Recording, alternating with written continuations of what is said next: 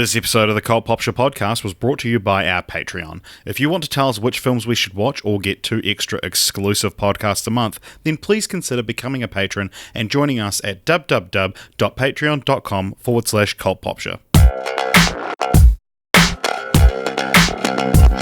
Hello, everybody, and welcome to Film Franchise Fortnights on the Cult Pop Show podcast. My name is AJ, and I'm joined, as usual, by my best friend and life partner, Richard.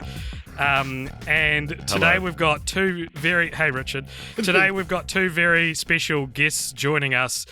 We've got Charlie Dudley and Carlyle Laurent. Hello, guys. Hello. Did I pronounce your names correctly? Hello. This is really weird because me and Carlyle are also best friends and life partners, so this has just worked out tremendously well. And also, I didn't think I was that special, but you said that we were very special guests today, and now I feel quite special. Yeah.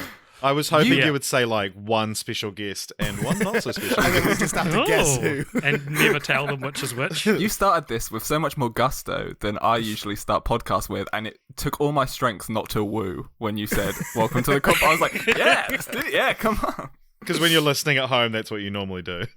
Yeah. So you guys, we'll give you a plug at the end of the show, but just in case people are like, who the hell are these guys? You guys host kind of like a plethora of podcasts, don't you? Yeah, we're 2 white guys in our mid-20s, so we each have 3 podcasts. What a coincidence! So you guys host a podcast for everyone together, which is your Busted podcast that Richard's been on. Yes. We get Busted Richard on being for the the band most... you talk about and not the quality of the show itself. We get Richard on for the sexiest songs because he is the sexiest person that we know. So that is always our reasoning. We're like, who's coming on this one? I don't know if we can find anyone sexy enough for this one, Charlie. Yeah, I'm like the only guest that actually likes the band as well. So yeah, you are literally the only person we've had on that is remotely. And so when ranking all the songs, I throw off the stats quite a lot. I mean, to be fair, you throw them more on track with what we would put, because every other guest we have on, at the end of every episode, we rank a Busted song, and then me and Charlie go, yeah, this is like a 9 out of 10, and then our guest comes on and goes, this is like a 3 out of 10, so we sort of go down the average of that. And so, Charlie, you also host Why Did I Do That? Yes, that is correct. It's a show where I get people on and make them tell embarrassing stories, and then we all laugh at them, and it's very nice, and it's not mean. No matter what anyone says, I'm not a cyberbully. It's good. I really like the concept. I you. love the title. It's a good title Thanks. for a podcast as well. And there's also Dungan and Dragnose. Which one of you does that? I do Duggins and Dragnose. Yeah, me and my 2 idiot friends get together and we homebrew things to use in Dungeons and Dragons, but kind of, I'd say the premise, not really the premise, but just a sad fact of the fact that we're not very prepared is that none of us know anything about Dungeons and Dragons, so it's mostly just us talking out of our asses for an hour, and then it goes online. Very nice. And you also host a show called Content, presumably. Yes. I have a show called Content, presumably, and that's basically the whole description for that show. I just do whatever I want every month. Have I missed anything else? Is there anything else people might maybe know you from, or is that? Carlyle's got he's a little Spotify artist. I'm a musician as well. Yeah, I'm on Spotify, and Charlie is also a staple in a show called The Rank List of Everything now, which is on hiatus, but I'm sure we'll be coming back at some point. Where do you have all this time to do these podcasts? So I have no social life. We can barely manage so that kind of helps. I have a job that finishes at 3:00 in the afternoon, which also helps. And other than that, I just sit in my bed. So it's nice to just talk to people, you know. I would say get out the house, but it's not out the house. I open the window, so it's like I'm outside the house. How does that affect the sound quality? Stunned silence as a 4-way Google Hangouts missed the message. Yeah, this is an unprecedented episode for us. So this is the first time, the second time we've had 4 people on.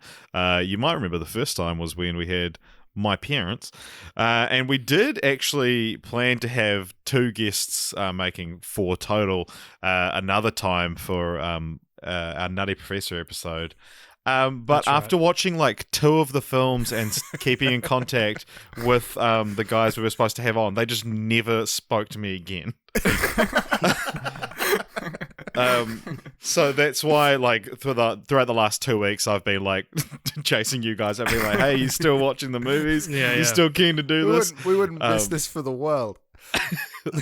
You were talking about time, and I've had to put 2 of my podcasts on hiatus because I've been writing my dissertation recently, and people. You have a dissertation. I What handed the fuck it are you in. doing I handed 4 it in podcasts for? yesterday. Yeah. But, Wow. thank you. But I was talking to people like, make sure you take breaks because you get frazzled and stuff. I'm like, yeah, I'll take a break because I've got to watch Spy Kids. Like when you say you got to watch Spy Kids, I need to watch all 4 Spy Kids movies. Yeah. It's an obligation that I have made. I had that. I helped my girlfriend move into her second year uni house like yesterday, and I was sat round. Or you were supposed to. And No, then you said, I I did can't, that. darling. I'm gonna watch Spy Kids 3. But we were sat round her table, and she's an English student, so I was like, "Oh, after this, we were with a housemate. And I was like, after this, do you need to like do some reading?" And she was like, "Yeah, that's really good." And I was like, "Oh, that's great because I need to watch Spy Kids too." And her housemate just looked at me like, "What is wrong with you?" I was like, "No, it's okay. I'm for a reason. I'm not just watching Spy Kids for no reason, like a loser." Yeah, I have had a new flatmate move in the last couple of days, and she watched some of Spy Kids 4 with me, and I didn't tell her I have a podcast. I guess she just thought I just sometimes watch movies that I'm clearly not enjoying. I'm getting ahead of myself. So yes, this is Film Franchise Fortnights, where we talk about a different film franchise every fortnight. And this fortnight, from our Patreon vote, was it our Patreon? It was our Patreon vote. Yeah, it was. We are talking about the Spy Kids franchise, which is a series of 4 films, all of which were directed by Robert Rodriguez, and they came out in 2001, 2002, 2003, and I know what you're thinking, 2011. And they follow the surreal, wacky adventures of a pair of siblings by the names of Carmen Elizabeth Juanita Costa Brava Cortez and her brother Junie Rocket Racer Rebel Cortez, which are Robert Rodriguez's kids' names. Yeah, Robert. He has a kid named Racer and one called Rocket. Oh, Rebel's not that weird. I just thought that was a weird joke. Yeah, and No. then also in Spy Kids 3, the like arena is called Rebel Rockets. Yeah, He loves his kids. so these What a siblings, weirdo. they're thrust into the world of top secret government missions after discovering their parents used to be spies. Rodriguez himself has described at least the first film as James Bond meets Willy Wonka, which is probably something that applies to the whole series. I think that's a good way to look at it. Especially the first one with Floop. Yeah. So yeah. the first one came out in 2001, as I said, and as I also said, it's directed by Robert Rodriguez. Who wants to guess what this is ranked on Rotten Tomatoes? What's its score on Rotten Tomatoes? Oh. 68%. Okay. I'm going high. That's I'm pretty going high. 40. Wow. Richard?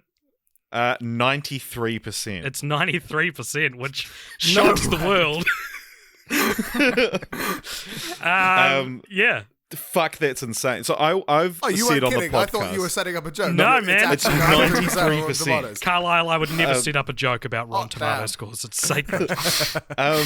I've often said on the podcast before that I quite like Robert Rodriguez, and I'd like him to have a win because him and Tarantino are like quite good mates. They feel like two sides of the same coin, kind of thing. And I'm always like, he hasn't had that like one big hit like Tarantino's had throughout his career. But the first Spy Kids is rated higher on Rotten Tomatoes than anything Tarantino's done. Seriously. Tarantino has 2 films. I think Pulp Fiction and Inglourious Bastards are at 92%. Wow. I don't think I've ever seen a different Robert Rodriguez movie, so I was quite surprised to hear you say that he and Tarantino are like two sides of the same coin. Because Well, I at think no that point in any of these 4 movies did I watch this and go, "This quite reminds me of Django Unchained." That's really interesting because there are 2 types of Robert Rodriguez films. There's the Spy Kids type film, and then there's the Tarantino type Robert Rodriguez. Yeah, like film. the B movie kind of tribute. Because they did Grindhouse together. Yeah, exactly. Okay. So, which one of you strapping young gentlemen want to tell me what Spy Kids 1 is about? I guess we should take one each. Eh? Yeah. Well- Yeah, Carl, did you want to take the first one? Sure, I'll do the first one. So, Spy Kids, the first film in the Spy Kids quadrilogy, is about this pair of spies who meet when they're on a mission to, I believe, assassinate each other, but instead fall in love, eventually get together and have kids. Mm-hmm.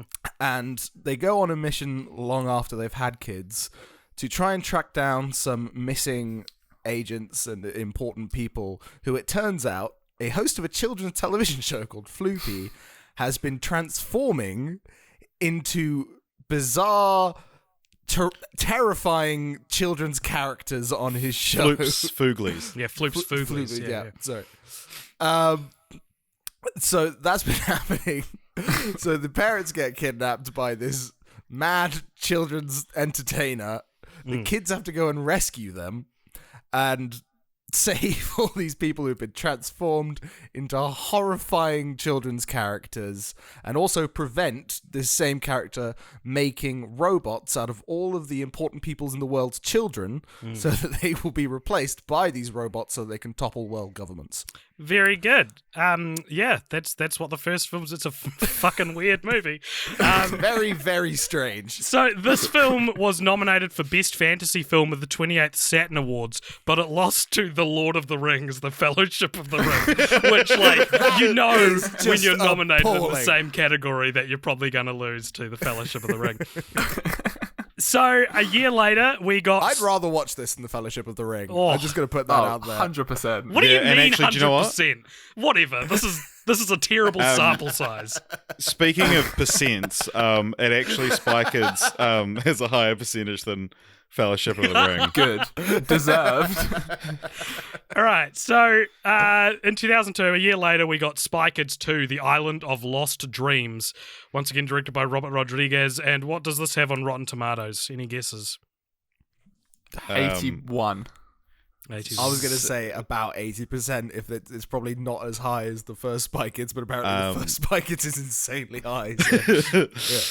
So, 67. It's got 75% on Rotten Tomatoes. So a little bit, that's about as low as a movie can be before you stop calling it a good movie. In my opinion, 75% on Rotten Tomatoes is like, all right, I'll go see it in cinemas. Just kidding, I'll see anything in cinemas. Except for Hellboy. I discovered Hellboy was my threshold when it got 11%. I watched that. And I was like... It was real bad. Yeah, there you go. All right, so who wants to tell me what Spy Kids 2, The Island of Lost Dreams is about? Charlie, you take this one? Yeah, so Junie and Carmen are now top agents in the OSS, the best spy agency in the world, where all their spies are definitely secret, and they definitely don't just tell everyone they're secret agents the second they meet them. Yeah. Anyway, they then have to go to a amusement park and save the president's daughter, who becomes the first, spy kid girl. Yeah, sure. Which is real weird that is a thing that just happens to all of these films. Yeah. And then they get sent on a mission. Oh, no, sorry. Junie gets framed and is no longer the best spy in the agency and has to leave the agency. So Gary Giggles and Gertie Giggles, who are other spy kids, get sent on this amazing mission. That's like the best mission ever. And then the Cortezes sneak their way onto the mission, and they go to this island where it's cloaked by a weird device that stops all electricity, so they can't use any of their gadgets. Oh, but gadgets no. makes this agent. An agent's only as good as his gadgets. That's the line they use. But maybe they're not. Maybe they need to use their brains. Wow. Anyway, then the Giggles turn up and they have a little fight. Anyway, I'm really doing this badly. I'm not as good at this as Carl. What's strange about the island? That's the main thing I'm looking for here. Oh, yes. There's lots of genetically mutated animals, such as spider monkeys, which is a monkey's head, or torso, on a spider's body. Yeah. And flying bullfrogs. Pigs. Yeah, exactly. Flying pigs, all fun stuff like that, which Steve Buscemi made for some reason. Which is never explained, but who cares? So then they have to stop the bad guy, who's also the head of the OSS, getting the device which is going to stop all the electricity in the world.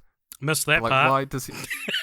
Why does he want that? Who knows? And then it all works out in the end. Gertie turns on her brother and her dad and helps She them turns save them the day. on. Oh my god! What kind of movies are movie. these? That's racier than I thought it was going to be. You know what I mean? She betrays And them. Then Junie at the end decides to just retire from the OSS after they save the world again and go and live with the president's daughter, I guess. Who knows? Yeah, that's what happens. They also do ballet.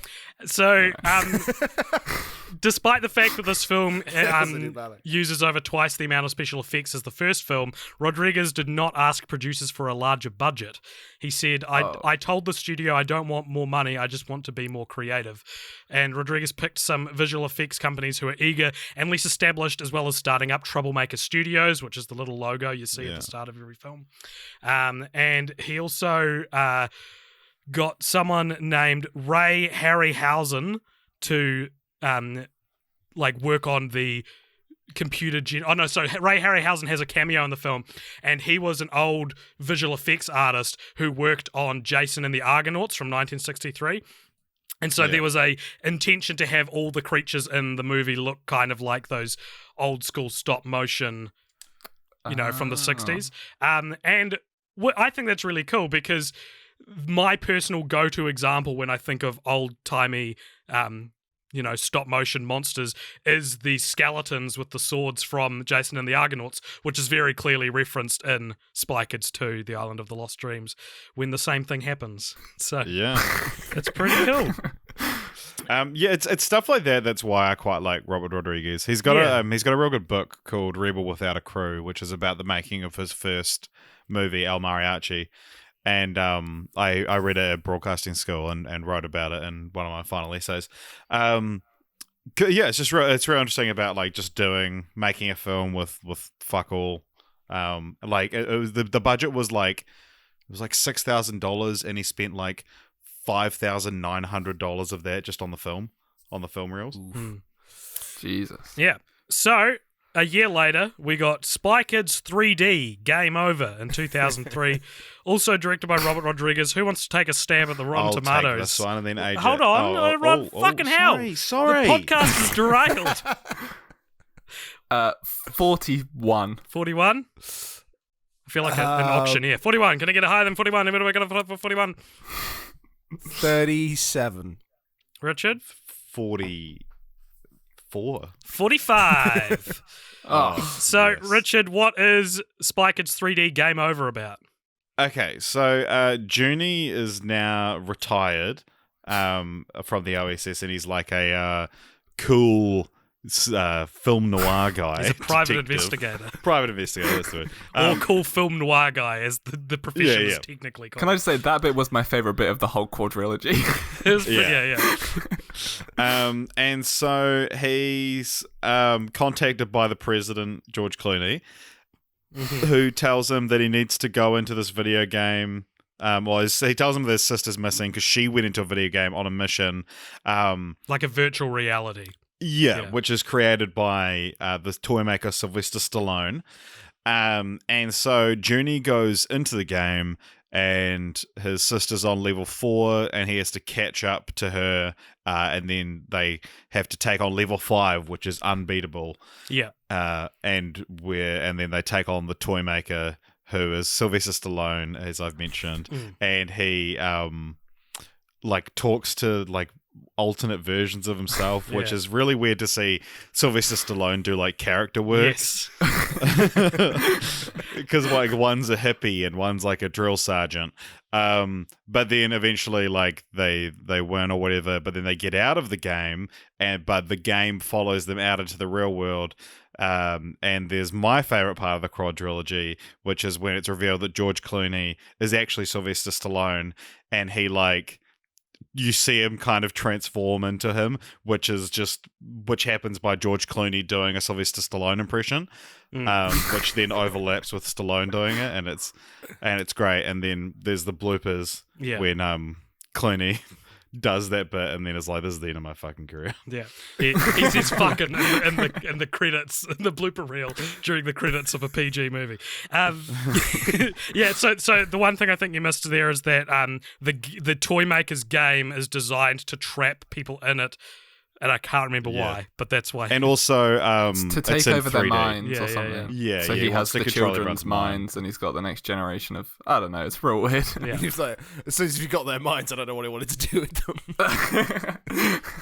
Yeah, the Cortez's granddad is like trapped the toy maker in the game or something. Yeah. So prior to this film's release, it was originally announced that this would be the last Spy Kids movie, as the young actors, and in particular Alexa Vega, who plays Carmen, were growing out of the role, which is something... it is interesting how quick they cranked out a trilogy. Yeah. And probably because Yeah. of that, because kids... And you like Junie in particular doesn't... He matures, but he doesn't look... Like it still makes sense to call him a spy kid by the end of the third movie, you know? Yeah, but then there's like weird moments in the third one where it seems like you're supposed to find Carmen hot.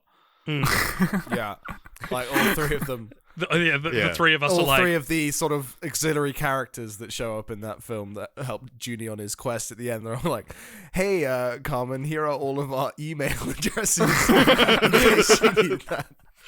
The best line is when Junie's love interest gets booted out of the game and he goes, "I never even got her email address." It's a good line.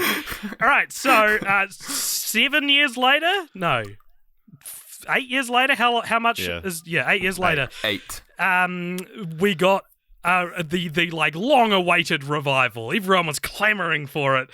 We got Spy Kids All the Time in the World in 2011, inexplicably also directed by the same guy who directed the last three. And what do we reckon this is on Rotten Tomatoes?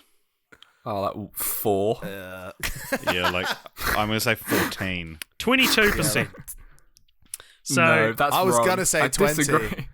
So I'm going to call myself the winner there. wow, interesting. I'm the only one who said the correct number though, so maybe I'm the winner. Second place, Silver's still good.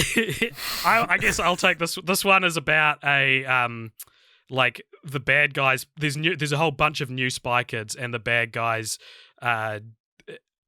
The big evil plan is that time is slowing down. No, time is speeding up, which seems arbitrary because time is a human invention. You know, like they're like, you need to do this by Friday, and it's already Thursday, and it was Monday 2 hours ago, and it's like, yeah, but you can control what you deem to be the day of the You can week. just not call the times those things. Yeah. Because the way that time is shown speeding up is not just through the sun going up and down really fast, but also clock hands speeding up real fast. So again, they're human inventions.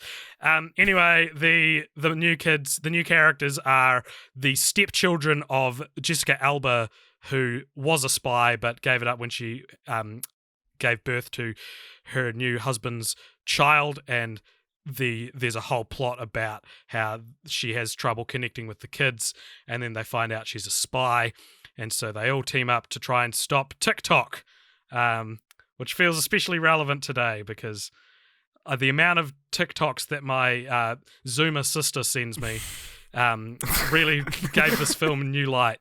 Because all I could imagine was like, we've got to stop TikTok. And I was like, hell yeah, bring back Vine. 100% of Rotten Tomatoes. I'm giving this 100% of Rotten Tomatoes. Finally, someone is taking the big guns to TikTok. Yeah. So, yeah, the Spy Kids initiative has been shut down, but Junie and Carmen do show up, now spy adults. And it turns out that the bad guy is once again the like leader of the OSS, who's played by Jeremy Piven, and his plan is like that he was frozen in time as a child in the 30s from his dad, who created this time displacement device, and he wants to go back in time.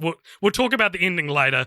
I actually quite liked his backstory. It was quite interesting. Okay. Yeah, me too. So much. I wasn't expecting to get feels in Spy Kids 4, but I did. All the feels His in the world. backstory was interesting. I didn't really understand how it informed his plan. This will all Plan be makes no sense. Yeah, no, I agree with you, Carlyle. So yeah, this much in the way we didn't really mention this, but Spy Kids 3D Game Over was a 3D film back before like the new invention of 3D movies. So you wore like the red and green glasses, Red and blue glasses. That Fucking like hell. Spy Kids 3D was the first movie in my lifetime I remember being 3D. Like 3D wasn't a thing, and then Spy Me Kids too. 3D came out, and then 6 years later we got Avatar. Like 3D wasn't, it didn't even exist in the real world. Yeah. You weren't familiar with the concept of a Z-axis until you saw this movie. Exactly. So much in the way that Spy Kids 3 was 3D, Spy Kids 4 boasted 4D. That, in fact, one of its titles is Spy Kids 4D, that being what they call aromascope, which was that you got like a scratch and sniff card when you saw it in the cinema, and you'd scratch the number that would pop up on the screen, because that's the thing missing from the cinematic experience. All right, so guys, had any of you seen these films before, and if so, what was your enduring memory of them before rewatching them? I'd seen 1, 2, and 3. Yeah. But I've seen 3 about 8 times, probably more. It's one of those films that just is always on TV at Christmas for some reason. So I just Really? always watched it. What a choice. But I have no idea why. So I'd seen all of them, but I couldn't remember. Like, I remembered like the Fooglies, and I remembered the weird animals on the island from the first 2. Yeah. But I didn't remember anything else. But the third one, I was just kind of like, I know what's going on here. And the fourth one, I didn't even know existed until you were like, we're going to watch the Spy Kids films, all 4 of them. And I was like, what? Yeah. Okay. I'd only ever seen the third one because that was just one of the DVDs we had when I was a very young child. Wow. So I'd watched it over and over again as a child. But there's so much in the beginning that only makes sense if you've seen the previous 2 Spy Kids movies. So upon watching the first 2 Spy Kids movies for this podcast, it was like, Yeah, there's a lot of continuity that they do keep Yeah. quite front and center in these films, which is surprising considering that they're kids' movies.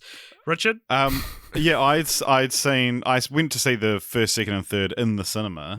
Wow. And hadn't seen them since, and I didn't see the fourth one. But it was weird, like, yeah, these films I haven't seen in, close to 20 years, and yeah, and just like how much I kind of still remembered from them, whereas like I remember like fuck all from RoboCop 3, which we watched like last week. Yeah. Your brain is a and sponge at that time, isn't it? and yeah, I tried to watch the fourth one in aromascope, but I couldn't find the cards, because if you buy the like edition of the Blu-ray, it comes with 4 of the aromascope cards, and I was grabbing lunch with a friend at work, and I was like, I'm just going to go into JB Hi-Fi, which for you guys is like a CD and DVD store, Right. and I was like, I'm just going to pop to JB Hi-Fi, you head back, and he was like, oh, what are you getting? And I was like, I don't want to Cool say. films. and then I was like, later on, as I was leaving, I was like, I'm gonna see if they have Spy Kids 4 in aromascope.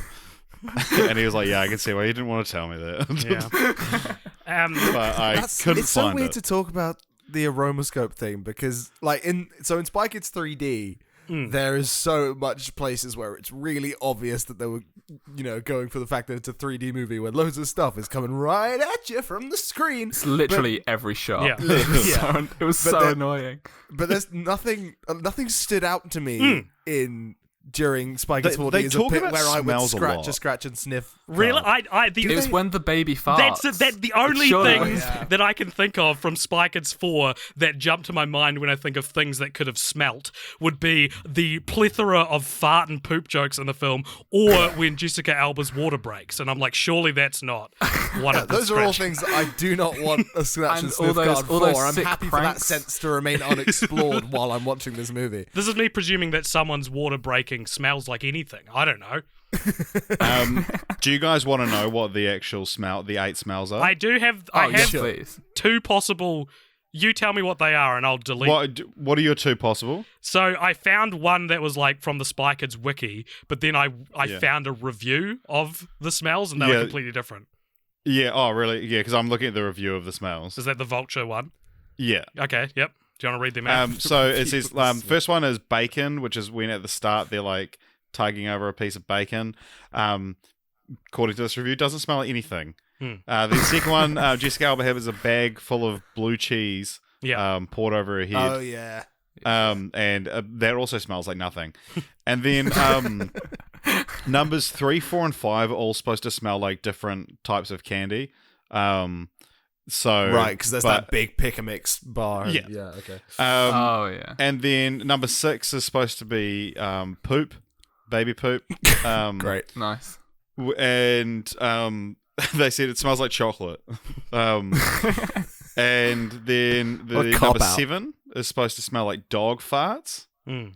But apparently it smelled like vomit. And then number 8 I is wonder if supposed that means that there was people, putting these cars together, and they've done that one, and someone went, no, that smells too much like a human fart. No, that's a cat fart. You got to go back to the blackboard. You got to get this dog essence here to come through here. People are gonna roast us on Vulture if they don't think this smells enough like a dog fart. and the last one is supposed to smell like boogers, which is like, do they not even a smell like pungent anything? smell. Because Yeah. That's just what a that's- nose smells like. They're constantly in your nose and you don't notice. Yeah. So what does the Spy Kids wiki say? The Spy Kids wiki says that the flavors or the smells are bacon, grape, cherry, cinnamon with a question mark, bubblegum, chocolate When did they come up? with an exclamation mark. I don't know, man. Dog fart, and then the most perplexing of all, victory is apparently what the last. That's awesome. I love And that. If that's It's really saying something if you can say a bunch of foods and then dog fart and then go the most perplexing of all. But on the Vulture website, those smells were actually reviewed by Chandler Burr, who's an artificial smell expert. And one of the things it says on this review is like, "Yo, these aren't hard smells to make, and yet somehow these screw How up does really someone badly." become an artificial smell expert? no, I hope like you sound knowing like very a wiki, little. Like everyone knows what victory smells like. Come on, guys, this one's easy. You can trust me, I'm the artificial smell expert. So, in terms of my enduring memories from, because I'd seen the first 3 back when I was a kid. I never saw the 4th one, much like you guys. And I remember not wanting to go see the original film in cinemas because I didn't find the concept of kids being spies very interesting. I was like, so, whatever. And then I think I caught it on a VHS later on, and I was so enchanted by it. And I like, it's so colourful and like exciting and interesting.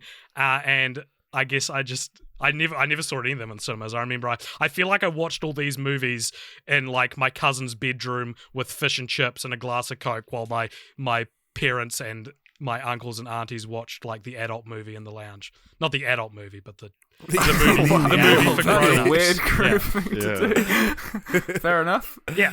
So, guys, how would you rank each of these films? Which was your favourite and why? Let's on from my perspective, Carlyle, you were first on the Google Hangouts chart that I've got here, so you can tell me what it is, what your ranking is. Okay. 4 is solidly at the bottom. Okay. For me.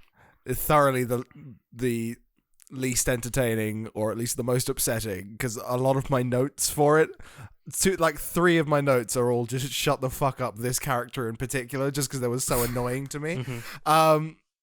The best, I think, was Spy Kids 2, because I think it sort of struck that balance between being thoroughly insane but also a lot of fun to watch. Like, you're invested in what's going on, even though halfway through, for absolutely no reason, there's a haunted hidden treasure subplot that just happens, and then it's over, and by the end of it, the kids have gained the ability of telepathy, Which carries sticks over with into the them. 3rd film. Yeah, Yeah, that's right. And the 4th one. Is it? so that's just something I'm pretty sure. that happens. And but yeah, there's also a bunch of genetically engineered weird creatures all over the place. Steve Buscemi plays a really weird thing. I didn't realize that this film, Spy Kids 2, was the origin of the quote, do you think that God too doesn't come down because he lives in fear of what he's created? I always thought it would be from a much more profound movie than Spy Kids 2. So I was falling out of my chair laughing when I realized that this is what that is from. There was a Reddit thread on our movies this week that was based about, they were like, it was like, what line of dialogue is too good for its movie? And that was the example they used. Yeah. Then for me, it probably goes Spy Kids 2, 1, 3, 4. Cool. From best to worst. And overall, would you say you liked or the ones? Did you like two, or was it just your favorite out of if you have to pick one? No, I definitely enjoyed Yeah. 1, 2, and 3. I'd watch them again. I think I'd say Spy Kids 4 is probably the only one I didn't enjoy, and that really is only for maybe the first half. I think in the second half it becomes more fun to watch. But I'm not very tempted to watch it again. Yeah, Yeah. Charlie. Mine goes 1, 2, 3, 4. I thought the first one was genuine. I was surprised at how good it was. I thought it was going to be awful. I thought I was like, I'm going to have to slog through all of these. But I actually had so much fun watching it. Yeah. I was just laughing the whole time. It was great. 4 was just weird because it was so different. Like the first 3 are just insane. And then the 4th is just like, oh, we're just in like this normal house. And then we're just going, I don't know. The 4 was more grounded. Yeah. And it just made it so much more boring. Yeah. And three was the more tough. grounded one is the one where time is speeding up. Look, you know what I mean. No, yeah. I'm just saying that's how insane the first 3 films are. Yeah, exactly. Nice. I'd say I liked the first 2. The third one was alright, but there were bits of it. I think it might be because I've seen it so many times. Right. That was kind of like, oh yeah, I know. What it's happens not there. because you've seen it so many times. Okay. Richard, how do you rank the films? Okay, so I would say, see, I was pretty clearly 1, 2, 3, 4, or even like 1, 3, 2, 4. But Carlyle, you really sold me on 2. Okay.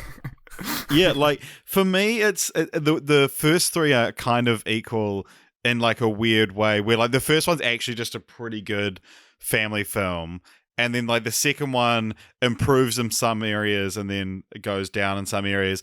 And then the third one is just so, like, ridiculous and stupid that I quite like it.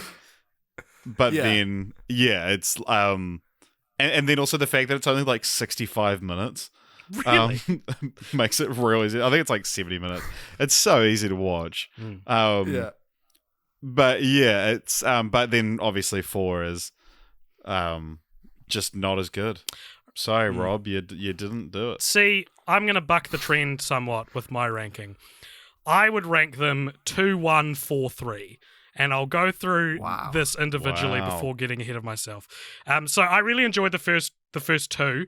The second one especially I thought was such a creative and interesting film. Like, it got to the part with the Argonaut skeletons, or even the part before that where they're in the temple and they can't speak but they can read each other's mind, and I was like, this is so interesting. This is so creative and weird, and there's not really a point to it, but it kind of just feels like these simple ideas that Rodriguez was interested in, and he's like, yeah, maybe this happens, and it feels like there's a lot of love gone into them, I think, and in a weird way, those first 2 films feel like simultaneously almost like the quintessential kids blockbuster, and yet somehow they're like the only films of their kind as well, Yeah. Like, they tick so many boxes for what I think a great, like, school holiday movie should be, and yet the only other movie I can think of that even feels vaguely similar to the Spy Kids films is Shark Boy and Lava Girl, which is the spiritual successor to the Spy Kids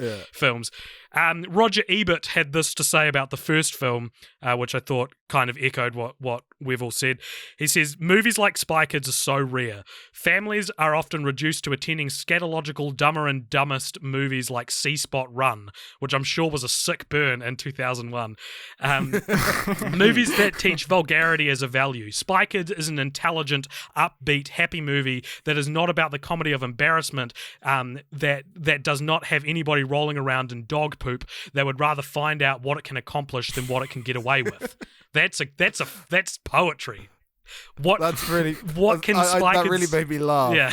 Because in the second film, the villains literally fall into a giant pile of camel shit, and it gets in their mouth, and it really very true. It in. So I imagine this reviewer was not pleased with the second film. And he died a few years after the fourth one, and I'm not going to say it's because his words were so clearly thrown back in his face. The last film he ever reviewed was The Host, the based on the Stephanie Meyer. Oh yeah. and that's like the movie's so bad it killed Roger Ebert. Wow, there you go. But I love that line. It would rather find out what it can accomplish than what it can get away with, which is such a cool way to look at it, you know? Yeah. So I really enjoyed the chemistry between Daryl Sabara and Alexa Vega. I think her name is Alexa Penn Vega now or something. Yeah, you're right. They played... And also Daryl Sabara's married to Megan Trainor now. Really? Yeah, actually, you really want to destroy your image of Spy Kids, go check out the movie World's Greatest Dad. Yeah. Or he's in the Halloween, isn't he? Is he? I don't remember. And he like beats up Well, you can watch the Rob Spy Zombie Kids one. 4, am I right, fellas? and World's Greatest Dad, he plays a masturbation addicted little shit. And he's the son of Robin Williams. And I'm going to spoil the film for you, but it's what makes the film interesting, so I have to spoil. It's like maybe a bit before the middle of the film. He accidentally kills himself through autoerotic asphyxiation, and the movie is Robin Williams trying to hide it. And it's a very interesting film. Yeah, it's What cool. the fuck? And Daryl Sabara, the makeup department must like go in between takes and dampen his cheeks because he's constantly sweating throughout the whole thing. Yeah, but like it was like I mean it's the plot of the film, even though it doesn't happen until like halfway through. But because Robin Williams is a failing writer. And he, because he wants to hide the fact that his son killed himself while jerking off, he like writes a suicide note that ends up like getting published because it was so beautifully written. And they were like, "Oh, Daryl Sabara is like this, he was this beautiful tortured spirit, and none of us knew." And so he can't come clean and say I wrote it, but he wants the credit for it. It's a very cool directed by Bobcat Goldthwait. Very, very interesting film. It's a very interesting film. And not to stay too much on it, because I have a movie club on Facebook, which you should all join. AJ's Movie Club. Look it up on Facebook. And we did World's Greatest Dad about a year ago, and the people were writing like their comments about the film, and everyone was real conflicted because some of the film is this really cool dark idea, and then some of it's real weird. And there's a part where Robin Williams is talking to his neighbor, and he quotes Simon Pegg. Yeah. When talking to his neighbor, and we talked about it in the comments, they were like, why is it so fucking weird? Is it because Simon Pegg's like a contemporary figure? He's not like some old philosopher. Because he's quoting like a piece of IMDb trivia. Essentially. It doesn't feel like a line of dialogue in a film. It sounds like something you'd say to your friend. Yeah. That was because I watched the film a few years earlier than that, and I didn't rewatch it for AJ's Dumb Movie Club, but that was the one line that stuck out to me and stuck with me for like 3 or 4 years. But you guys should watch it. It's a real interesting film, and especially going to. Now. Just try to stop me now. And now as well, because it's all Robin Williams going on TV and saying about how suicide isn't the answer and all this stuff. So it's quite quite sad coloured. and yeah. So one of the other things I liked about the first Spy Kids film was the subplot that Junie has warts on his fingers that he's covering up, and I was like, what a great little character struggle that so many kids will watch this film and like relate to. What a great little Yeah, character. I was waiting for a break in AJ's text to say that. Very nice. Okay, so I just realised I did a bunch of clicking finger guns for Charlie's joke, which people listening to this will have no idea why I did that. Yeah, AJ can add that's in why like there was Well, I do want to, before we move on, I do want to focus on the chemistry between Junie and Carmen, because like you said, you like the chemistry. The chemistry is real weird between the two of them. So the second film is like Junie getting real jealous that someone wants to fuck his sister. Don't say fuck. They're little kids, you freak. Someone's got a crush on That her. doesn't mean they don't want to fuck. Yeah, like both 14-year-old little kids, so boys it's want to fine. fuck more than anyone. But like the fact that someone wants to like get with his sister, and Junie's like weirdly jealous about it. There's a lot of sexual tension between the siblings. Like honestly, it's like peppered throughout the entire film. That's Junie's like subplot in the second one, is being jealous of his sister, like other men giving his sister attention. And then in the fourth film, there's a real weird moment. I was watching it with Jess, and I kept on talking about all these, pointing out the weird moments where like Junie and Carmen would have like real weird chemistry. And then there's the bit in the fourth one when the new Spy Kids meet Carmen first. And for some reason, they see like video footage of like a slow motion montage set to very romantic music of all the times when like Junie and Carmen would like touch hands and all this stuff. And then they go, "Oh, like who's that?" As if like this must be a long lost love or something like that. And she goes, "Oh, it's my brother." They're like, "Oh, okay." And then the way the way they interact is very like, you know how like. They always say, "Oh, when you like someone, you that you tease them, or like when you're being teased, like they just like you." That's their whole interaction in the fourth film, is like wiping boogers on each other and all this. Like they're very strangely. That's what brother and sister do in the fourth film. Yeah, like that could be an indication that they fancied each other if they were younger. If you're an adult and you're wiping boogers on each other, then you're probably siblings. So I get what you're saying with the fourth one with that montage. Yeah. That's not how I read the situation in the second one, because I didn't read it as Junie's jealousy. I read it as Junie being aware that this person that Carmen is sort of, flirting with is a huge dick. And Junie just sort of being aware of that and not approving. Yeah, no, I agree. I have in my notes, Gary Giggles is the biggest prick in cinematic history. All right, so I thought that the third film was so bad. I thought this film fucking sucked. And if you had told me that Spy Kids 3 was a dramatic step down in quality from the first two, I'd be like, what do you mean? Like, it's not a hard standard. It's not a particularly high standard to reach. And I couldn't imagine how hard, like, it'd be hard to replicate, the same quality. But it's like, in my opinion, it's almost like Rodriguez went out of his way to make the film bad. Like, it looks like shit. Basically the whole thing is filmed in a green screen when the technology was nowhere near good enough to facilitate what they're trying to show. And then they reference it, like, as if to make it okay. He, like, gets and knocks on the floor and it's like, low res. I'm like, and what I scoured the internet looking for answers to. Carmen is barely in the film. It's all Junie's story, and then the parents aren't in it, and a bunch of the characters aren't in it until the like final scene, except for Grandpa. Grandpa, for some reason, was the character they were like, yep, he's gonna be the buddy to Junie in this film, and so Grandpa has a huge role in it.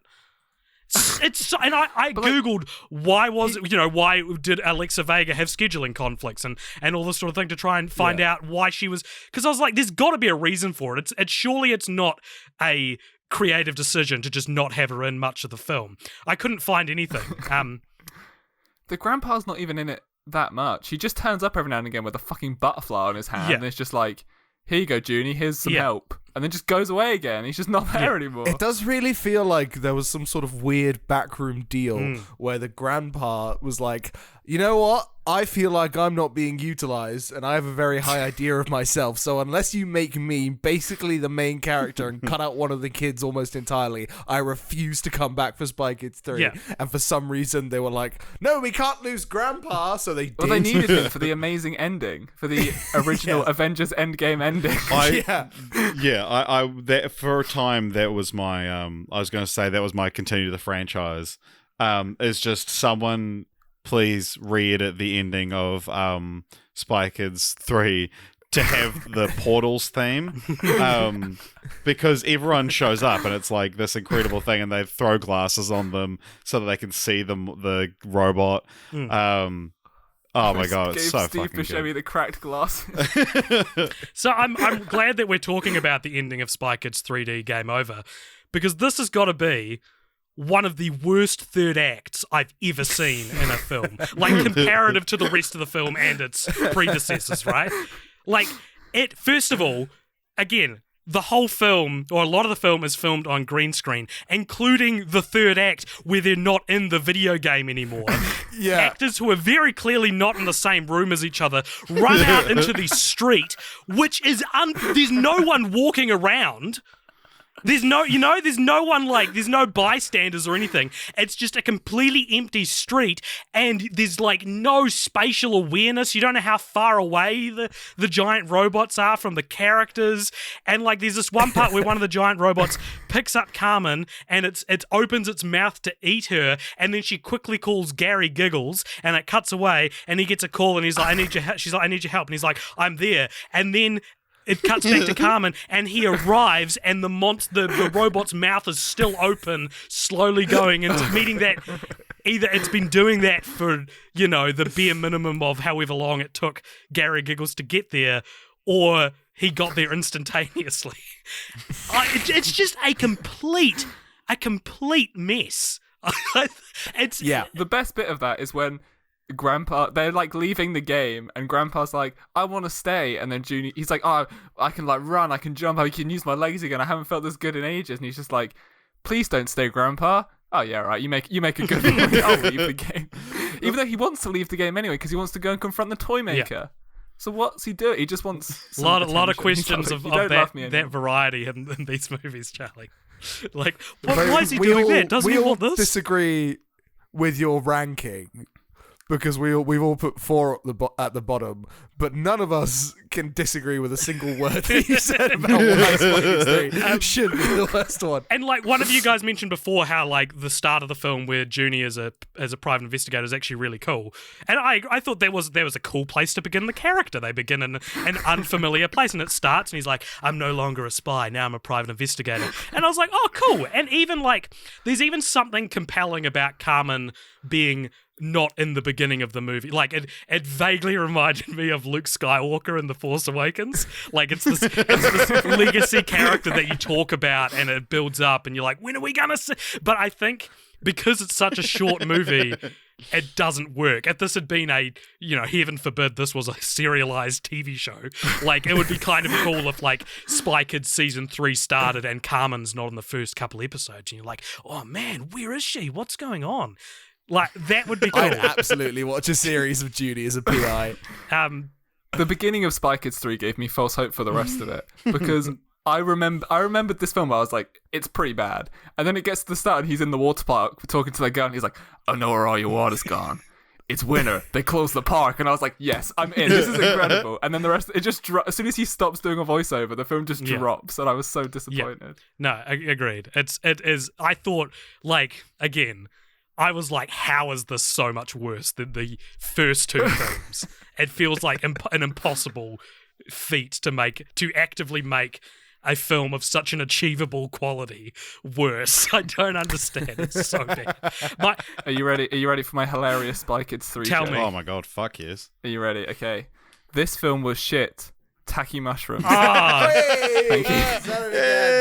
If you haven't watched the film, that's Carmen's recurring joke. Even in number 4 for some reason. Yeah, when she's old enough to swear. Yeah, you're so full of shiitake That would have mushrooms. been great if for realism reasons they just had to go, oh fuck.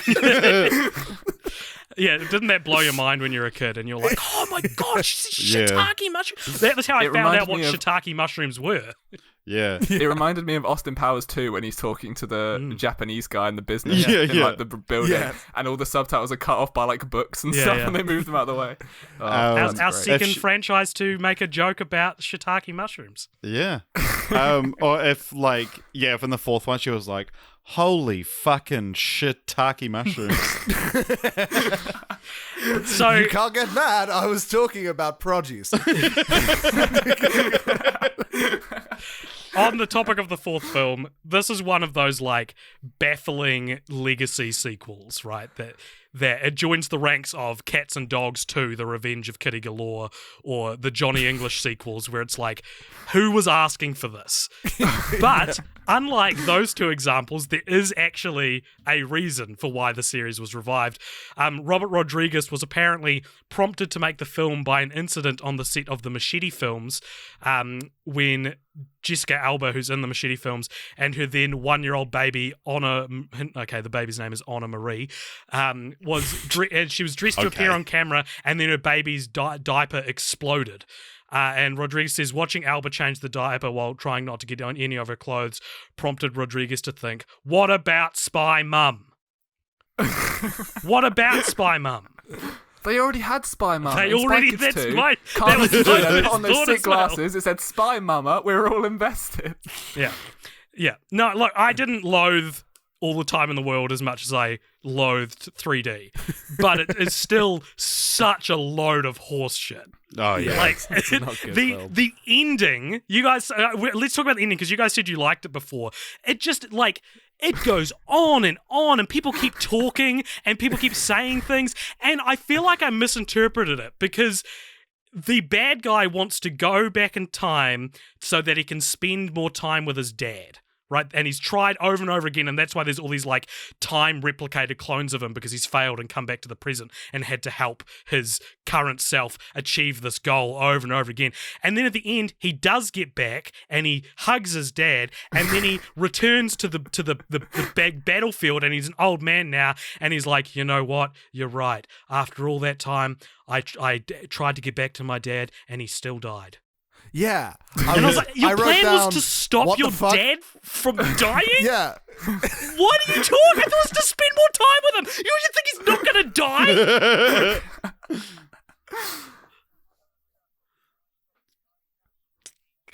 Like, he comes back as an old man, which means he went back in time, spent as much of his dad's life with him as he had left, and then comes back and is like, you know what, kids? You're right. It was a folly. It was, My dad, it was a fool's despite errand. the fact that I mastered time travel, my dad was still mortal. Damn,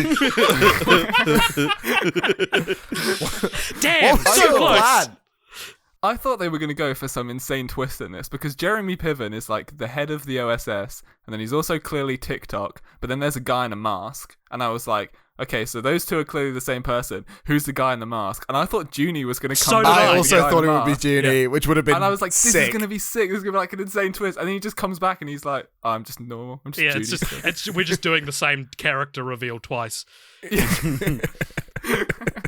Like, do we need to talk about Ricky Gervais in Spy Kids 4? Oh, Well, I think having Yes, two we British do. guests, we have to. Yeah. It's really fucking So annoying. who does Ricky God, I Gervais? hated Ricky Gervais. Who does he play in the film, Carlyle? He plays a dog called Argonaut, and literally, he's a robot dog, basically, and he's been made to protect. He's been assigned to protect the new generation of Spy Kids, Jessica Alba's two stepchildren, and God, he's irritating. And I don't even necessarily hate Ricky Gervais. But God, just in this, he is so off-putting to look at, his character, the dog, cut with Ricky Gervais's voice coming out of him. And all of his jokes are about being a dog, which, you know what, fine. That's a tried and tested format for jokes in a kid's movie. If you've got a talking animal, they should make jokes about being the animal, but not every 4 fucking seconds. Just shut the fuck up, Ricky Gervais's dog at Argonaut. Yeah. God, it really, really pissed me off. Did two Ricky of my 4 notes for this film are just Ricky Gervais's shit, and I hate this.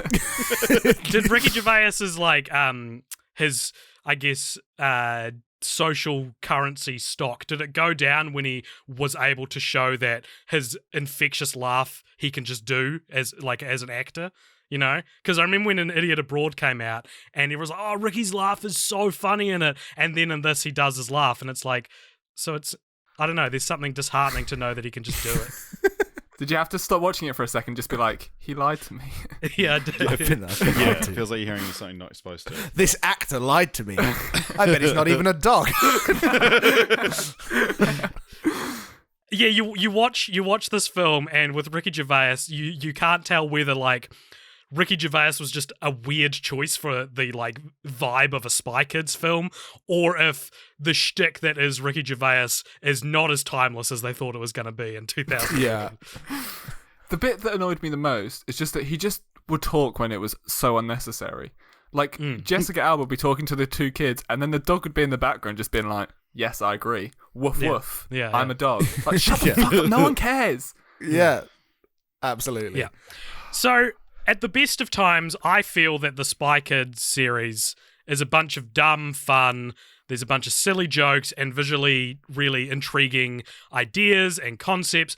And at its worst, it feels like it was written by some guy you hired off Fiverr because you really needed to just finish the script. You really needed to crank it out.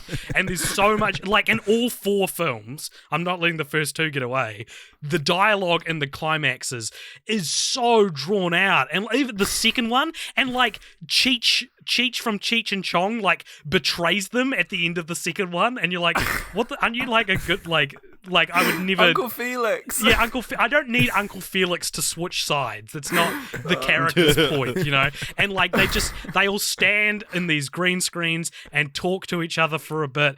And it feels like props to Robert Rodriguez, because he must be such a mule to be able to actually write all of that. Like if I was writing these films and I got into that many pages of dialogue at the climax, I'd be like, fuck, I'm giving up. This is too much information I need to convey. The most double-bladed compliment I've ever heard. God, I really admire your work ethic, how you could just keep putting out shit. Yeah. Well, no, because like you get it with like soap opera writers or like any writers for anything that's not like prestige content, right? Is like they are hired because they are good at writing, but the misconception there is that everything they write is gonna be like really good quality, and it's like, no, they can just have the endurance. It's an endurance game. You have to admire though, like on all of these films he composed the soundtrack, and he was like the VFX supervisor, and he, I think, was the camera operator for a couple of them, and he like wrote and directed all of them, and I think like that's what I like about Robert Rodriguez, is that he does everything. Yeah. No, totally. The man lives to make films. Yeah. And I mean, he churned these out one year after the other, and then went and made Sin City, I think was his next film. And then, the films That's he made really either weird. side of Spy Kids 4 were Machete and Machete Kills.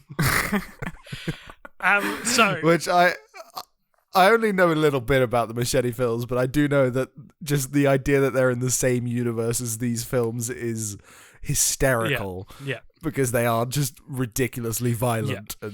And Actually, before I forget, AJ, while we're talking about the dialogue and the climax, I believe it's in the fourth one, but we spoke last week about the Leave My Friend Robocop Alone, the fictional line from Robocop that I came up with. But then Spy Kids 4 pretty much has that line when she's like, what'd she say? Stay away from my Spy Kids. Yeah. yeah. Yeah, it's like, stay away from my kids. No. Spies. No. Spy Kids. Sorry, it's God. stay away, guys. You're getting the line wrong. And stay away from my stepkids. Oh, and then the yeah. girl's like, make that your kids. And she's like, stay away from my kids, my spy kids. There you go. It's so good. I stood up and cheered when I heard It that. goes like, on for the a ending while. of that is was so- actually an Like, that was an alternate take. If you see the blooper reel, at one point they turn around and go, "What are we? Some sort of spy kids?" And then that was what they went with originally. the ending of Spy Kids 4 is so weird that they're like, we're starting up the new Spy Kids division. We need to activate all these kids. And they're just looking at like CCTV footage of like a playground. And they're just like making all these kids Spy Kids. Yeah, like, I feel they haven't like- had any training. I feel like a better ending would be if they look directly into the camera and talk to you. Like, so you're a kid watching the film and they're like, here's our next recruit. They do at one point because they go you, and then they point directly do at the that. camera. They go you, but then it pans back to the screen and they just They're activated clearly some not kid. talking to you. So they try to do the best of both worlds, but in Yeah. reality that doesn't That work. It is- just sort of feels messy. That is how a division run by kids would probably pick their recruits, though. They just randomly select children in them. Like, dude, that guy can do the monkey bars in 3 swings. We Yeah. need him on our side. So, did you guys? I know you did, Richard, but Charlie and Carlyle, did you guys stick around for the post-credit scenes? No, I saw didn't know the that they second were. one. I didn't. So you guys talked about the George Clooney being like, "This is the end of my fucking career." That was news to me. I haven't seen Right. that. I saw the second one, and the second one is fucking nuts. The sound on my illegal rip cut out, so I had to read what. Yeah, on all four of them. Yeah. So the post-credit scenes are some of the most mysterious and enigmatic post-credit scenes I've ever seen. The first one's post-credit scene is just, it's the hallway where Junie meets the thumb people. What are they called? Thumbs? Yeah. Thumbs. In the first film, it's just that hallway, and it just, the camera just moves through it. And Rowan, who had remembered it and was talking to me about it, he's one of the other guys on the Cult Popture show, he was like, yeah, it's just silence. It's just a silent shot of a hallway. And then in the second one, it does the same thing with their tree hut. It's like, what are you doing? Why are you... I was talking about the scene, the like talent show thing well, that's from Spy Kids. There are 2. 3 post-credit scenes in Spy Kids 2. Oh, The MCU of stole course. so much from Spy Kids that Yeah. I didn't even realize. I mean, they definitely stole the end of Spy Kids 3 because that, you know, the bit in the Avengers Endgame where everyone shows Yeah. up? They stole that from the end of Spy Kids 3 because everyone in the Spy Kids franchise shows up at the end of Spy Kids 3 And then gets don't a solo. do anything because he just shuts down the robot himself. Yeah, they're just there. All right, so Sorry, please carry on. do you with the guys, post-credit moving scenes. on now, do you guys have any favourite moments or things from the series you'd like to discuss, be they genuinely good or so bad they're good? Yeah, Is there anything I'd I've love missed to hear out? some of your notes that you guys took. I'd like to, Sorry, you go, as it's Carla. just come up, I'd just like to spend a little more time talking about that talent show scene. Yeah. Because what the hell? It comes out of just nowhere. There's no apparent tie to anything else in the entire franchise to it. What happens is Machete has supposedly made like these devices that can make Carmen sing and dance Just like a pop Machete's star. their uncle. I don't think we've actually mentioned that. Who's another Sure. spy. And this is the during the credits of Spy Kids 2. Yeah. And they give Junie a guitar that will make him play like I could play like a copyright friendly version of Santana. He like puts 4 famous guitarists' names together and it puts together. But at one point he's genuinely just playing Santana licks. Right. At one point he's straight up playing Smooth by Santana. So they're just playing this song, and there's a bit where Machete accidentally hits the Spanish version of the singing device, and Carmen starts singing in Spanish. He accidentally cranks up the dance thing, so she just goes fucking like insane with dancing, just super fast. I move every half And second. it's important to note that the nothing else in the rest of the movie is about Carmen wanting to be a good singer. There's no mention of the talent Julie wanted show to play earlier guitar. in the film. This is a scene that just comes out of the blue. I presume Alexa Vega was going for a like singing career at the time. Yeah, because it has like yeah, she does a song for the third one as well. Yeah, called Game Over. Yeah. And yeah, so and it turns out in the end he didn't put batteries in their devices, so it was a huge coincidence that she just started singing in going. Spanish and dancing faster.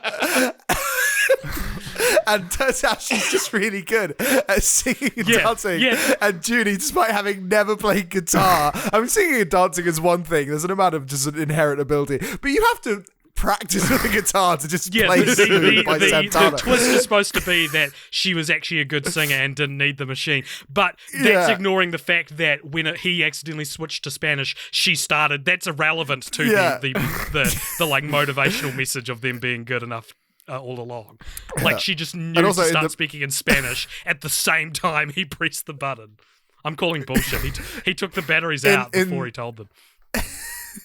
In the credits of Spy Kids 2 as well, there are some outtakes, and one thing in the beginning of Spy Kids 2, there's an absolutely hilarious scene where Junie is basically trying to chat up the president's daughter, and he asks her to dance, and she says, well, I only know how to dance a ballet, and he says, what a coincidence, and then he like jumps through the air and does a couple spins and then lands and It's goes, very smooth. so do I. And the outtakes show it was actually that actor that plays Junie doing that, which I was really impressed by. Good old Daryl. Daryl? without saying Sabara after it, it seems a lot less like. He becomes a Me and worse Dad will go way actor back. in the fourth one than he is as a child in the first three. He's so actually good in World's impressed- Greatest Dad, though, dude. I was impressed by his by some of the performances in the third one, like knowing that they're acting to nothing. Like there's a lot of good eyeline work, and which I guess is the directing and the effects as well. But yeah, there's some bits of Journey that I was like, yeah, I believe you're looking at the thing that you're supposed to be looking at. Did you enjoy Elijah Wood's cameo? That was Yes. great. I got so excited. One of those cameos where it's only relevant to the plot if you know who Elijah Wood is. Yeah. If you have knowledge outside of the film of who the actor is. So for those who haven't seen it, he shows up as like a fake out ending because everyone thinks he's the real chosen one, and then he dies immediately. The guy, they call him.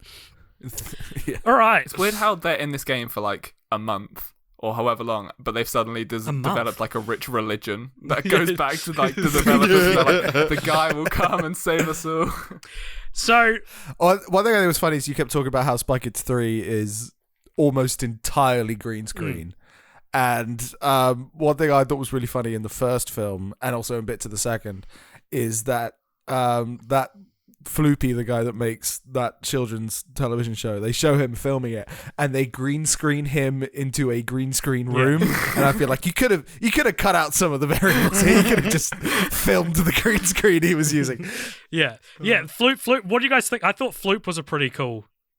I love Floop was Floop. a cool character. This is. Alan It's weird Cummings how is just none fantastic. of the villains, there's just no repercussions. Like even the one Minion that works Absolutely in at the the OSS just third still one. works at the OSS in the third one. The head bad guy of Spy Kids 2 is just now a technician in the third one. Oh, the best bit in the first one is when he's like, Minion? He's like, it's Mr. Minion now. Tony Shalhoub. If we have time for a brief section of dumb IMDb trivia, when I was looking on for trivia for these films on IMDb, in the first one it says Tony Shalhoub plays Mr. Minion, a role which he did like a year before he played Monk. It's like, who cares? All of these actors played roles after this film. We should also do a segment called "Dumb Things That AJ Thought About the Movie." I thought I've already shared, haven't I?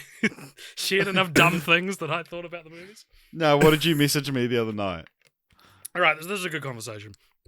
All right, so you guys are familiar with like the concept of like meta contextual casting? So like Michael Keaton, No. And I thought you were going to say, are you familiar with the concept of messaging?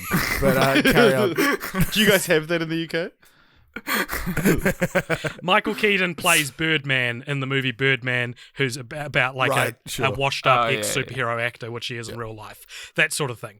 And I messaged Richard and was like, is Floop the original meta-contextual casting? No. What you said is casting Paul Rubens as a kids show host, the original meta-contextual casting. Yeah. And I was like, why? And you're like, because he played Pee Wee Herman. And I was like, yeah. It's like, how is that meta-contextually? He played Pee Wee Herman. And he's like, nah, but he's in Spy Kids. I was like, do you think that Alan Cumming is Paul Rubens? Because I'd woken up to go to the toilet or something like that, and I'd been asleep. So I was like, what the fuck is he talking about? Because I thought you were just like, Paul Rubens as Pee Wee Herman is the first example of meta-contextual casting. Yeah. And I was like, I don't know much about Paul Rubens before he was in. I don't even know much about Pee Wee Herman. It didn't play in New Zealand. No, like Alan Cumming and Paul Rubens look very similar, and I still feel like maybe Alan Cumming was cast in Spy Kids as Floop because he has the Pee Wee Herman look. Right. But I also the fact that you thought the first example of that was in 2001. Yeah. When like I'd say Sunset Boulevard is like one of the most classic examples of that, where the main woman is like a fading film star played by a fading film star, and that's like 1950. Yeah, because the reason I bring up Floop is because I forgot to mention when we were talking about our enduring memories of the series, but one of the only things I remember from Spy Kids before rewatching it was Floop is a madman, help us, save us, Floop is a madman, help us, save us, which is the message that the mutated characters of Floop's Fooglies say, but it's in reverse. And I always you're not the first person to say that as well. Yeah, exactly. People this week that I've been telling I've been watching Spy Kids have said, all I remember is the Floop is a madman. jingle. Yeah, but I love the Floop's dream sequence. The "You Can Dream My Dream." Yeah, it's so cool. It's a good song. Yeah. Cool. Hey, well, let's move on to talk about something that we talk about a lot on this podcast, which is titles. We talk about titles a lot on this podcast. And I don't necessarily have too much to say about the titles themselves. They're vaguely consistent. Like, I don't mind when the fourth film drops the numbering device and whatever. I don't know. I don't have much to say about the titles themselves. But it is interesting that the first film is called Spy Kids because that's the name of the evil robots. Like, in the kid versions of the robot versions of these famous children, they're called Spy Kids, and that's why the first one's called Spy Kids. And then in the sequels, it's like, no, they're called Spy Kids because the kids are spies. And it reminds me of the Watchmen movie. The collective of the superheroes in Watchmen, the movie, are called Watchmen, whereas in the graphic novel they're called something else. I can't remember what. I think they're called the Minutemen or something. No, that's the original ones. They're not called Watchmen in the graphic novel, and the words Watchmen refers to like a JFK quote. I like that a lot as well, because Spy Kids, if you're talking about the kids, is kind of a misnomer, because at no point in any of the four films do they do any spying. At no point does a kid assume an alias or sort of go undercover and do anything as spying. They're really more of spy operatives, but I think that doesn't really roll off the tongue quite as well. Spy operatives 1, 2, 3, Secret 4. agent kids. Secret kids. Yeah. That should be called. It should be called Don't Tell Your Parents. Never tell your parents. The fourth one is called All the Time in the World. Do you think that is a deliberate sort of allusion to, because there is a Bond song. The Bond song for On Her Majesty's Secret Service is called All the Time in the World as well. Wikipedia certainly seems to think they're connected. Right, okay. Yeah. Just thought I'd bring that up. Very All right, well, let's move on now to one of our final segments of the show. This is Continue the Franchise. This is a segment where we all pitch our sequel continuation ideas. But before we do that, let's talk about the actual continuations of Spy Kids, because it is not without its ongoing legacy. The Spy Kids brand has been adapted into a couple of video games. There is also an animated Netflix series called Spy Kids Mission Critical, which currently has 2 seasons, and tentative plans for more in the future, but nothing as of yet. Thank God. Apparently, it follows Carmen and Junie in what looks like is an alternate canon as they attend a spy academy, which makes this like our 3rd or 4th franchise we've done recently, which has a Netflix animated series or an animated series at all in development, or some, because RoboCop had a couple of animated series. Fast and Furious has got one coming out. So there you go. I hadn't even heard of it. Did they market it? The underbelly of kid Netflix shows is huge, dude. There's so many Netflix shows aimed at kids that are like spin-offs of movies that you've never heard of. Well, you've heard of the movie, but you've never heard of the show. But in terms of movies, while there were once plans for a 5th film that would act as a direct sequel to All the Time in the World, it ended up getting cancelled because the 2 main stars each ended up landing a TV show each. So they would grow up and they wouldn't have enough time to be on in another movie, and now they are no longer children. But do not fear, because the Spy Kids franchise actually has its own spin-off series, as we mentioned before, in one of the strangest and most inappropriate, I want to say, spin-off series in film history. There are 2 R-rated machete movies, which we'll be covering next fortnight on the show. So those were part of the Grindhouse brand, which initially started with Death Proof and Planet Terror. And if we really want to get intense here and really want to get conspiracy, or as much as you can be, conspiracy theories about the subject of continuity, and fictional continuity at that. The Spy Kids and Machete movies, if they are connected, Machete is part of Grindhouse, which could also mean that Spy Kids, Machete, and the Tarantino universe, or at least the movies that exist as movies in the Tarantino universe, like Kill Bill or From Dusk Till Dawn, are all set in the same fictional universe within a fictional universe. So it's not necessarily that weird that Spy Kids has an R-rated spin-off, because it's an R-rated spin-off in the fictional Tarantino universe. And the one like factor we know about the Tarantino universe is that because Hitler was killed, the world was more accepting of violence, and so that's why it's just have an R-rated spin-off. Is that canon reason why? Yeah, have you not heard that? Yeah. Yeah, because it was gunned down in a movie theater that this world would be more like accepting of violence, and B, like place more importance on films. Yeah, so there you go. So maybe it is a fan theory, to be fair. Maybe in the Tarantino universe, it's very normal for PG movies to have R-rated counterparts, because everyone loves R-rated movies. Take your kids to see Machete Kills. Because Hitler died. Because Hitler died in a movie theater.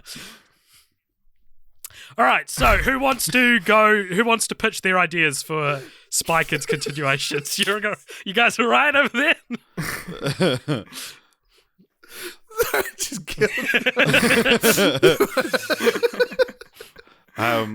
Well, I'll go such a first dumb- because mine is real short and dumb. Just like your co-host.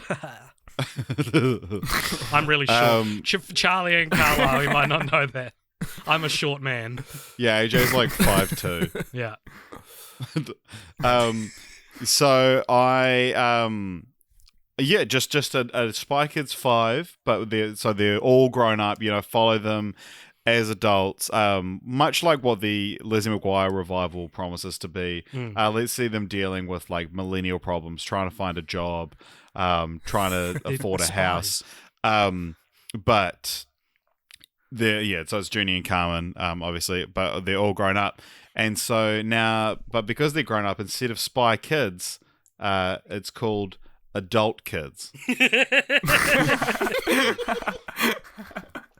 I was drinking when he did that. I nearly died. Very good. All right. Carlisle, what have you got for us? So I in Spy Kids 4, I think adult Junie and Carmen are both a lot more fun to watch than the new Spy Agreed. Kids. Yeah. So I think sequels, I do want to keep focus on Junie and Carmen, which obviously is a bit of a problem if you're trying to make Spy Kids. So I agree with with Richard that you want to take away that part of the name, so adult kids maybe works. But I think the idea of the child element really works. And one thing we never get in the Spy Kids movies is a child supervillain. Oh. So one thing I'd really want to see is adult Junie and Carmen dealing with a child supervillain. That's a really good idea. And it could be called like Villain Kids or something like that, or Evil Children or something weird. But yeah, because you could even like have in the plot as well that they like they pull them back because like it's a rogue spy kid that's gone and done this, and then it's like, you guys started the Spy Kid program, you know it better than anyone. Yeah. What about if it's one of their kids? Go beat the shit They out of have this kids kid. together? Adult Yeah, or Junie and Junie and Carmen finally gave Together. in to One their of their like separate kids. the sexual tension between Junie and Carmen finally got too much, and they had a kid. Yeah. And it's because it's a weird like incest baby. Did you message me? Was it you? Did you? Maybe I dreamed this. Did you message me this week, Richard, and say, "God, when are Junie and Carmen gonna fuck already?" Yeah, something. There's words to that effect. So that I thought that about Steve Buscemi and his animals. To be fair. I was like, he's definitely fucking these animals. Oh, God. Yeah, does he make a human with his little technology? That's an animal. Why can't he do a human? Charlie, what's your continue the franchise? So I think Spy Kids is best when it's really fucking weird. Mm. So my idea is a spin-off TV show following Carmen and Junie, but they're both kind of fucked up from a childhood of just being spies. Like child actors just become like weird when they grow up because of all the pressure. But it's that, but then they're just in like a Rick and Morty style world where they have to save the world, but one of them's just like they're both just like Rick from Rick and Morty, and they're just horrible people, and they just kill anyone, and it's horrible, and it's really weird, and that's what I want. And the whole thing's on green screen. Yeah, 100%. Absolutely. Sweet. But it's just shot. It's not shot using the green screen to put anything on it. They're just walking around a green screen set. Just like it's just in their imagination. They're just actually insane. There's a popular anime where people get stuck in a video game, and I would watch a version of that, but it's kids that never got out of the video game from Spy Kids 3, and they just grow up inside this video game and just lose their minds. Isn't that just Jumanji? Sure. Yeah. So that's your continue the franchise is Jumanji, the first film from 1995. So all right, my idea, and like it seems obvious to do like spy babies or spy dogs or spy adults or obviously adult kids, as you suggested, Richard. But instead, I'd really like to extrapolate upon a typo I made when Googling the series earlier this week. And instead, I'm going to pitch you guys Soy Kids. Which follows. So one thing you might not know about us is I'm vegetarian and Charlie's vegan, so we're already very invested. You'll love this. So it follows the lives of like these, pathetic participation trophy winning children who are being raised by coddling millennial parents. And just like you guys. Yeah, taught not to be. It's literally us. Yeah, and they're taught to be in tune with their emotions and other stupid, unnecessary things like that. And in the film, the Soy Kids must gather up all their courage when their parents are kidnapped by a dastardly cartoonized version of a famous alt-right YouTube vlogger. that always folds his arms when he thinks he makes a real good point. Yeah. When you guys told me that you're vegan and stuff, and I was like, all right, I got to put on a voice for the next sentence so it's clear that I'm not someone who would be derogatory toward. Because I was like, you were like, we're vegan, and I was like, all right, cool. And then the next word was pathetic. And if you go back and listen, you'll hear my voice change completely. You see, we're not actually capable of putting on voices because our diets don't give us enough nutrients to have that sort of flexibility with our vocal cords. Yeah, it really stifled my acting career, which is a shame. Although, speaking of which, this is something we haven't done in a long time, AJ. Yeah, I was thinking of this, yeah. Yeah, but we went through a phase for our first year or so of our podcast, but whenever we got like a foreign guest on, seeing if you guys can do a Kiwi accent. Kiwi being New Zealand. I'm really bad at accents. Me too. Say Spy Kids is my favourite movie in a Kiwi accent. Oh god. Okay. Scully, do you want to go first while I think about this? Oh, can you say it one more time so I can really listen? Spy Kids is my favourite movie. Spy Kids is my favourite movie. Spy Kids is my favourite movie. It's not bad. Spy Kids is my favourite movie. These are great, guys. I'm very touched. But hey, that brings us. You guys do a British accent? Oh, Spy Kids is my favourite movie, isn't it? Spy Kids is my favourite movie. Spy Kids is my favourite movie. Do like Go posher. You're doing the less posh voices. I want to hear you go posh, Richard. Spy Kids is positively ghastly. Is that it? Spy Kids is my favourite Very movie. good. Very good. Very good indeed.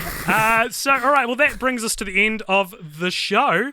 But before we clock off, so as I said before, next fortnight we're going to be doing the Machete series, so stay tuned for that. But once again, Charlie and Carlyle, do you guys want to just go over the various podcasts you do and where you can find these various podcasts? Can I really quickly talk about why the OSS is the worst spy organisation in film history? Look, I'm sorry, we're out of time. You can't. That's fine. You can do it, but you have to incorporate your podcasts into this. Okay, that's fine. So much like our podcast, A Podcast for Everyone, all our buildings are made out of the letters that make up the podcast name. So our podcast HQ is made up of the letters in A Podcast for Everyone. Much like everything in the OSS buildings, including the OSS buildings, is made up of the letters OSS, meaning everyone knows where they are. Yeah, and also everyone knows where your podcast is because they can just look up A Podcast for everyone. it's Also, the opposite. We have a very patriarchal podcast, as we are both men and we are yet to have a female guest. Really? And also, for some reason... Oh, that's true, isn't it? Yeah, it's horrible. The OSS, for some reason, Junie is Spy of the Month, and then Gary becomes Spy of the Month, when clearly Carmen is the best spy. Yeah. Patriarchal. Yeah. Horrible. Wow. Terrible. Much like me and Carlyle constantly tell people we're from a podcast for everyone, every spy tells the people as soon as they meet them that they're an agent of the OSS and that they're a secret agent. Also, like me and Carlyle, all our podcast enemies are former employees of the podcast that we have dealt with very bad HR, which meant that they've turned against us. Wow. Guess. So if you couldn't glean from that what our podcast is about, let me just do that for you now. I made it work. I was given a task and I did it. I applaud you're having a go at it. So a podcast for everyone is not a promise of vague content, but is actually a very specific reference to the second album of British pop rock band Busted, who are famed for their sort of very silly lyrics. So me and Charlie, we analyse the lyrics, we review the music, and we also try to weave every song into one overarching narrative, which at this point in time has gotten to become just absolutely nuts. And what's the narrative called? It's called the Busted And Theory who came up because with that we name? believe that it's absolutely intentionally what was intended. I believe you came up with the name. Ever, Richard. Came up Our worst guest ever, Richard. Richard has been on the show a couple times. He will absolutely be back on. So those are some good episodes you can Sweet. check out. Are you guys going to have AJ on? Would you like to come on? You can absolutely come on, AJ, if Absolutely. you want to come on Podcast for Everyone, talk about Busted. Yep. What's your favourite Busted song, AJ? What I go to school Give for. me your top 10. I know what I go to school for. I know Year 3000, and I know the one that Richard kept playing. On what you're on. On What You're On. Yeah, I know those three. Well, we're currently going on to the Muck Busted album, so you need to pick your favourite Muck Busted song. I and would you love can AJ to come on and do one of the really fucking stupid, weird McBusted songs, but not listen to the song. You can come on and do Riding on My Bike then. Or How's My Hair. You're speaking God, absolute McBusted is nonsense shit. to me. Charlie has a great show called Why Did I Do That as well. Are you going to talk about that as well? And then I'll talk about I was throwing it to... Oh, yeah, okay, I'll do that. Let's do it that way. Let's do that because we're like friends. Life partner. So Charlie's great show called Why Did I Do That, where people come on and they tell their embarrassing stories and they can have a laugh at themselves, and you can have a laugh at them. You can point your finger at the freak and laugh at them. And he's also on a show called Rank List of Everything, which is exactly what it sounds like. He and our friend Harry get together and they try to rank everything, and it's very funny. You guys have the most insane podcast concepts. That's crazy. Get ready for Carlisle. So Carlisle has a podcast called Dungeons and Dragons, where him and his friends pitch Dungeons and Dragons concepts without ever listening to it. For example, one of them was a spell which sung... what was the Darkness song? I believe in a thing called Love, which made people have like a heart attack because they were filled with rock and they couldn't move after that. It's good stuff. Yeah, that's something we did. He also has a podcast called Content Presumably, where he picks some dumb stuff to do and then we do it. For example, reading Exactly. Sonic fan fiction.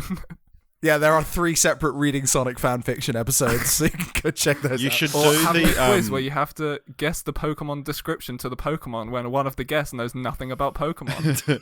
I'd love to see. You should do like a series where you read that Super Smash Bros. Fan fiction, which is the longest piece of fiction ever written. Not just fan God. fiction, the longest thing ever written. Any fiction ever. Yeah. What the fuck? There's a lot of characters that you got to get through. Clearly, they've never read the climax scenes from the Spy Kids movies. I can imagine all the sexual jokes from Super Smash Bros. As a fan fiction. Just Mario and Luigi smashing babes left, right, and center. Oh, yeah. we will sorry, leave. For 9,000 Fun pages. fact for anyone wondering, the Substance Emissary's World's Conquest, it's a work in progress, and as of July this year, it's 3.5 million words long, and it's the longest piece of literature ever written. Wow. Holy shit. Why? Well, hey, right. look, we'll leave. And you guys think I have a lot of time? We're- Actually, wait, sorry. The article I was reading is from 2013. It's currently like almost 8 million words. Jesus. We will leave links to everything we've just talked about, including your podcasts and that fan fiction in the show notes below. And also, if you've listened this far and you like Cult Popture, go and give us a like on Facebook, subscribe to us on YouTube, all the social medias you can think of, just look up Cult Popture and follow us on there, or you can email us at cultpopturemedia@gmail.com. And before we clock off, I do just want to give a shout out to our listeners, Jensen and Chelsea Shewer. I think that's how you say their last name. They played from home this week and watched the franchise with us this fortnight. So Yeah, that's real cool. Yeah, Jensen's a good boy. He a couple months ago Is he also made a talking dog? a few months ago made a homebrew. Or like a craft beer that he dedicated to us. it was like kiwi fruit flavored. Yeah, crazy kiwi or something like that. And Jensen, if you're out there and you still have some, or you are making more, get in contact with us, and I'll pay shipping for you to send us some, because I would love to try it. Yeah, me too. Cool. Well, so thank you for coming on the show, guys, and thank you, everybody, for listening. And we'll be back in 2 weeks for the Machete series. See And ya. just Thank you before for we having go, us. Thank you for having us. I want to quickly Have mention. a lovely time. I can't believe this didn't come up, but Joel McHale is in the 4th film. Oh, if we yeah. we could do a whole nother 15 minutes on the actors that show up in Yeah. these films. Well, I've got a type still 5 on quite Joel charming. McHale. I was still Yeah. quite charmed by him. Yeah. Anyway, One of my notes that I wrote down is I wish that his character was my husband, because he's lovely. Oh, but his job in the movie is that he's a spy hunter, which is just a reversed engineer. Like, we're going to make a movie about spies. What's the easiest way to make conflict between the husband and wife? He's a spy. What the fuck is a spy hunter? Why are you hunting They're spies? surely that just makes you a rival spy. Yeah. All right.